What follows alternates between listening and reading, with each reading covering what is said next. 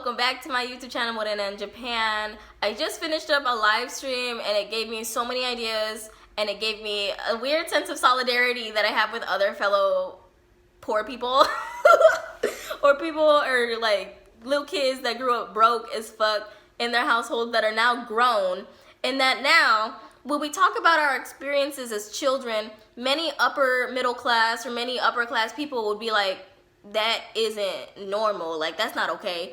And now we're just kind of left like, so what was normal and what wasn't, you know? So I'm gonna go ahead and I'm gonna tell y'all some of the stuff that happened to me as a younger kid that isn't really normal in the average American family. So let's go ahead and get started with that. The very first thing that popped into my mind was having random family members, y'all know what that means, staying in your house for long periods of time, whether it be 6 months, over a year, years on end, when they were just supposed to stay for a week or two when they got kicked out of their house. So this happened to me, I think, at least twice in my whole childhood lifetime. And for me, I just thought it was normal. Like, people come and go all the time, you know. We'd always have a room set up for them, like, no questions asked. Even if we didn't have the space or the resources, we'd always let people stay in our house for no reason. And, like, I'd always just be like, I guess, like, it ain't really my house, so what am I to be like, no, you know? So, like, as a kid, you're just kind of like, oh, they live here now, and it's a thing.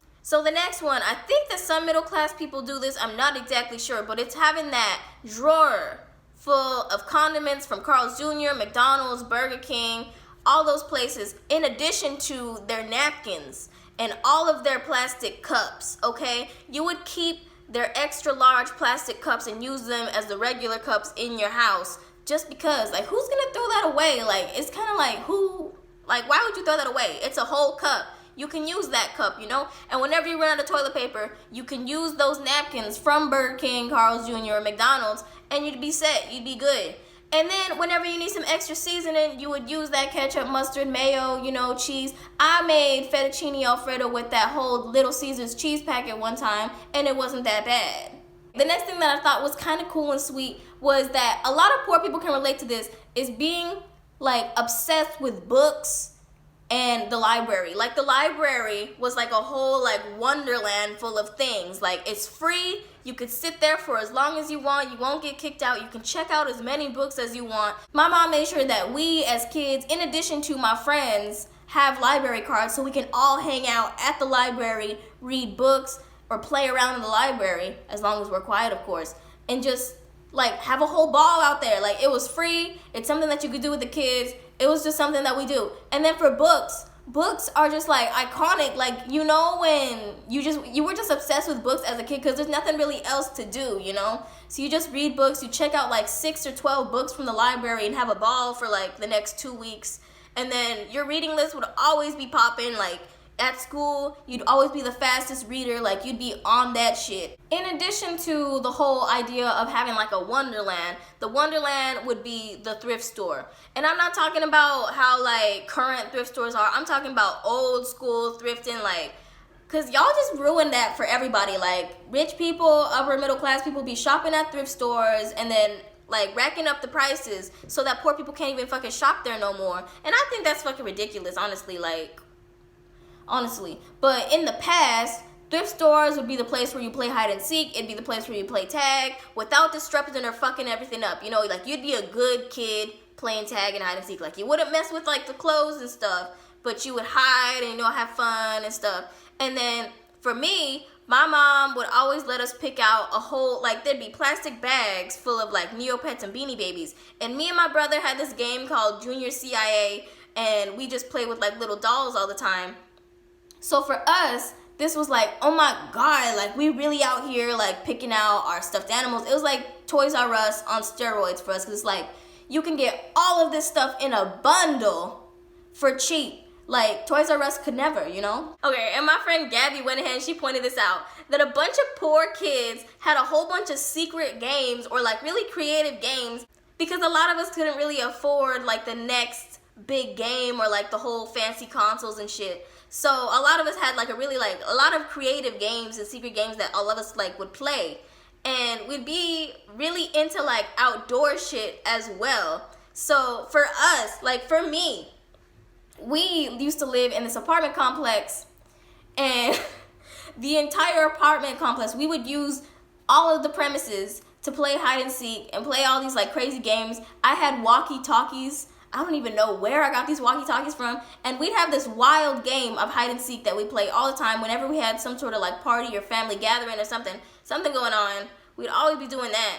Or just like weird games. Just like how I said with the junior CIA thing, it was a whole storyline that we made with these Neopets and Beanie Babies, me and my brother. It was just like, I thought this was normal. I thought this was just like, okay, kids do this all the time. But when you talk about this, you're just like, oh yeah, what'd you guys play when you were younger? And they just have like, just very set, like, oh, we played this game from this console, this game from this console. And it was just like, it wasn't really like that for us. Like, it kind of was. Like, I used to play with my Game Boy, I used to play with my SP and like, shit like that. But it wasn't like, oh, I got the new PlayStation, I got this. Like, it wasn't like that. Okay, so the very next thing that I'm gonna talk about is food drives. For us, food drives was like a whole thing. My mom used to be in charge of like the whole Mikey Feed the People thing, like at my school and at churches and things. My mom was on top of that shit. So she always made sure that we had food in the house. And it was like a whole thing. Like me and my brother would be like, oh, what we eating tonight? Because it's like a whole, it's just like boxes and boxes of free food. And most of the food is still pretty good. It's not just like, oh, like it's just like throwaways, it's expired, like all that stuff. No, it's pretty good food. So my mom would, she'd have like the whole trolleys and things. She'd have like the boxes and everything set up. And for me, I was just like, what the fuck? Like it was like a whole trip to the grocery store, except never having to go to the grocery store. You just wait in line for like a few minutes and there you go. You have your whole box of food. It's lit. Anybody can go. You didn't gotta be broke to go. Anybody can go get free food. Another thing would be having to go to every single party that you're invited to from your family or friends. My mom would make me go to every single party for the free food. Every single party, she'd bring like a bowl of fruit, like chopped up fruit with tahini on the top, and she'd be like, here. And then in exchange, she'd take all the food, all the party favors, when we don't even need them, but they were free, so why not, you know? And it was so annoying. It was so annoying. I hated going to parties all the time. It was just, so annoying. But, you know, like, she wants food for everybody. She wants, like, things, you know, I don't know. And that's just, like, another thing. Like, every single party that you're invited to, you have to go to for the free food. Another thing was doctor's appointments. Somebody pointed this out, that whenever you were sick, grandma was the doctor. And in this case, it was the same for me. Like everybody knows about Vaporub. Like, you need Vaporub just to, like, survive in this whole, like, harsh, cold world, bitch. Like, your grandma would always have that on lock. And you never run out of Vaporub. I noticed that. You'd always have, like, a half full or, like, a top, like, kind of filled, like, little thing. And it would last forever.